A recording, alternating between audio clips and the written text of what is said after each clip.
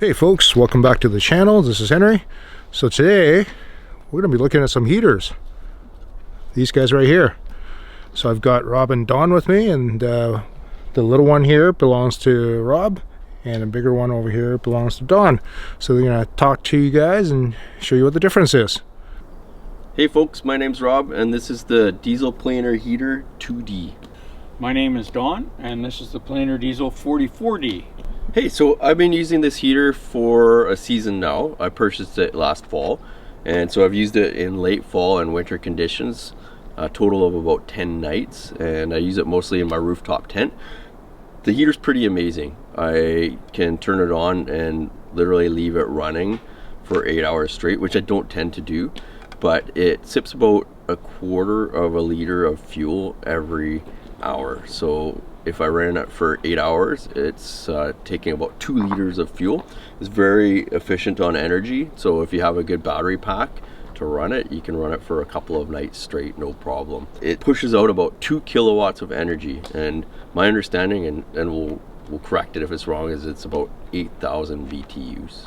I've been in conditions as low as minus 15 in snowstorms where I've had to chain up my vehicle to get out, and this thing's kept me warm. And the wonderful thing is when it's pumping air into my rooftop tent, it can actually dry out my gear because it's a nice dry heat. It's really provides me with a lot of comfort when I'm out in the wilderness environment and those late season trips. I know I can dry out at the end of the day and start my next day warm and in dry clothing. This unit is a 4 kilowatt unit, so it's basically twice as big as the one that Rob has. Last night was my first night running it. My impression is these are absolutely amazing. The safety product involved with these compared to what a propane heater might be. I know there are some forced air propane heaters, but these seem to have it over all of them. The tank on here is a 7.5 liter tank, and the same on Rob. So these will run for a couple of days, full power. There's a couple of different options you can use with these units. One of the main benefits that I've found, compared to Rob and I have talked about these before, is the original thermostat that they come with, and that's the one that Rob has there in his hand.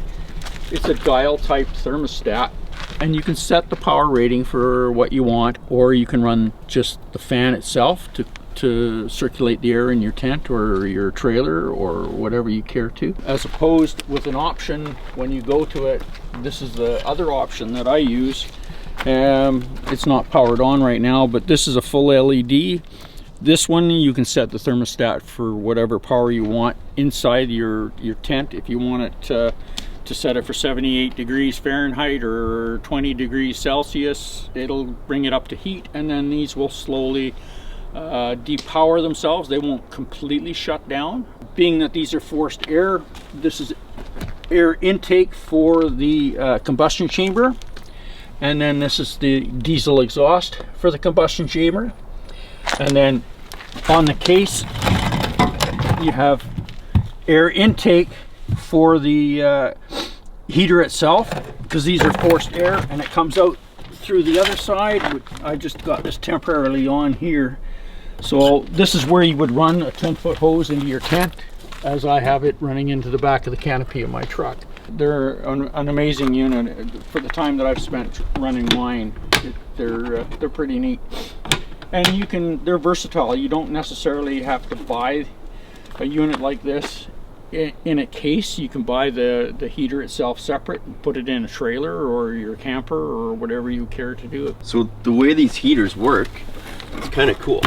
So inside of the heater unit is a glow plug, and the glow plug is much like the glow plug that you'd have in a diesel engine.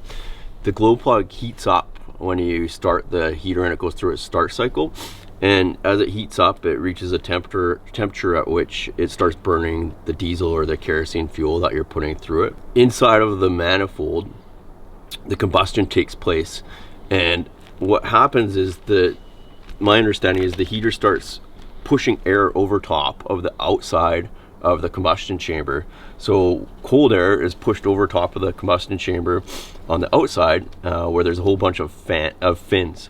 and it transfers the heat from the combustion over that cool air, cooling the combustion chamber, but also warming up the air. And it blows the air out the outlet hose using that fan pressure.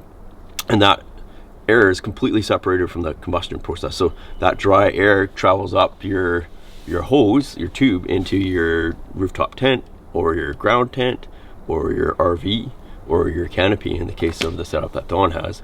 And it's super safe because the combustion air is separated from the actual warm air that's going into your tent. When I went on adventures in the past, I'd either rely on a wood stove, which is awesome, dry heat, or I would rely on like a propane heater, and I'd crack the door of my tent, which is actually quite dangerous, and you have to have a carbon monoxide detector. But the propane heat, when you're burning propane, it produces a ton of moisture. And what I would find is that my big tents that I had when I was going out on these winter adventures would quickly become lined with moisture, and that moisture would freeze on the walls of the tent. So every time you bump the tent, you'd have frost raining down upon you. These things solve that problem. There's such dry heat, you're not actually producing that moisture inside of the tent when you're heating it. And in fact, it's so dry it pulls moisture out of the tent. So they're a great thing. When you're done with your trip at the end of the day, you're that much closer to having a dry camp that you can just put away. So the burn chamber here looks about double the size, and the BTU difference was it 2,000 to 4,000, something like that? Yeah. Is it? Yeah. Yeah. So, and if you bought these units without this case, in fact, Otto, the guys that you've seen in my other videos, Otto, who's building his van build, he has this unit, and I think it's a larger one actually, and he just bought just the heater itself. He actually has the exact same one, and it's mounted underneath the passenger seat, with the fuel intake is directly drawn from the diesel Mercedes Sprinter van. So that's really cool. So for Otto, he doesn't have an external canister like these guys. He just uses his fuel tank. One of the advantages to using these particular heaters is that they were designed to run at high altitude too. I think the high limit on these is like 6,400 feet. And these will also run on dual fuel. So Rob is actually running his on kerosene right now, and I'm running mine on straight diesel. You get into colder temperatures, higher altitudes, you want to start mixing your diesel fuel with a little bit of kerosene so that the diesel fuel doesn't gel. So you can go full diesel, full kerosene, or a mixture of half and half of each. That'll help protect the diesel fuel from gelling up at a high altitude and cold temperatures. Do you have to change any settings before you change that fuel? No, there's no settings to change whatsoever. They come ready to go on running on either fuel. My understanding is that all of the components on these heaters are made in Russia. Planer Heaters is a Russian company. They import all of the components for their heaters and they bring them into Canada, and they actually assemble these heater units in Canada. They use Nanook waterproof cases, which is a Canadian company. I decided to purchase from Planer Heaters because of the fact that they're a good quality Russian planer heater. They're designed to take a lot more abuse, or a lot of abuse, and I believe the component quality is much better in these units. When I'm utilizing these heaters, I'm utilizing my heater in places where I really don't want it to fail. I don't want to have any issues. So for me, I was willing to pay a little bit more money for the reliability of the Russian heater unit that's assembled in Canada. And if there's any issues with it, I know that I can go back to Planer Heaters in my community and have them make the repairs. The company that makes these heaters is the third largest manufacturer of diesel heaters in the world. So the quality is there. The comfort of knowing that these will last for a long time, and being able to get them serviced if you need to, that was the big pulling feature for me for going to this unit. So obviously over here on the side of the case, this is where your heat output is. That you take that to your rooftop tent or to the back of your truck if you want. So show us how you would hook this up to your rooftop tent. His tent isn't up right at the second, it's right there. But if it was up and running, how would you get the heat into the rooftop tent? Yeah, great question. So basically, this unit stays on the ground. The heater comes equipped with a heater hose. You simply uncoil the hose, stick the hose on the outlet of the heater, and I just have my rooftop tent. It's about 8 feet off the ground. This is a 12-foot hose, and I just open up a door of my rooftop tent and literally stick the hose into the tent and close the door in on the one side that I don't use to get into and out of my tent. My awning's on that side anyways. Right, so unless somebody tripped on the hose or something, that would just stay put. Correct, yeah. And I actually cable lock the heater to the frame of my truck, so I know that it's not going to go missing in the middle of the night. All right, so Don, over here on your side, the principle obviously is the same, except you've done something a little interesting over here. So why don't we start from down here? Your hose attached the same way. So the attachment is exactly the same. I bought thumb screw locks on Amazon to connect mine up there, just to keep it tight. My biggest problem was trying to figure out how I was going to get heat into my truck without having to drill a 3-inch hole in it. And my plan was this unit. This is a piece of aluminum, 1/8 aluminum, and I had a sleeve manufactured by a local company close to me.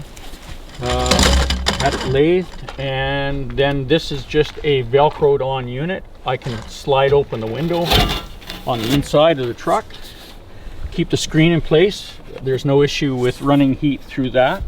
And this is just high industrial Velcro. It just snaps into place. And just to show, the reason that Don does it this way is because he actually sleeps in the back of his canopy. So there you go, that's his. So the heat for him comes in through here. You can see the little vent, and then he cracks his window on the opposite side in the front by his head, so the airflow goes right through, and that's where he sleeps. A big difference between Rob's output for his heater and the output for mine, he can still do it, but you can buy a plastic Y connector, so you can actually I could run the heater in the back of my canopy, but I could also run it into Rob's tent if I wanted to, or into his trailer or my buddy's trailer or whatever. So you can have more than one unit running off this single propane or diesel heater. All right, so I'm sure the viewers will want to know what do these guys retail for? My diesel planer heater 2D retails for $1,400. And the 44D is running about $1,800. And they come standard with the 2-year warranty as well, so yeah. All right, folks, there we go. That's your introduction to diesel heater. It's not something that's on my unit, on my 4-wheel camper, because I just have the OEM propane heater that's in my unit. But if that ever fails, these diesel heaters is an awesome option, because my truck is already diesel, so I just have to carry the similar fuel. So that'd be really, really good. And Otto's, as I mentioned already, Otto's, he runs this diesel heater, and it's just plumbed directly into his fuel tank. In fact, the Sprinter Mercedes van comes with the in-tank drop that's already there, so you don't even have to drill a tank. Literally, it's a plug and play. You plug the fuel hose into the top of the diesel tank in the Mercedes van, and it's ready to go. All right, there we go, folks. That's another video done, and I'm gonna go enjoy myself in this beautiful weather. Thanks to my Patreon supporters. We'll see you in the next video.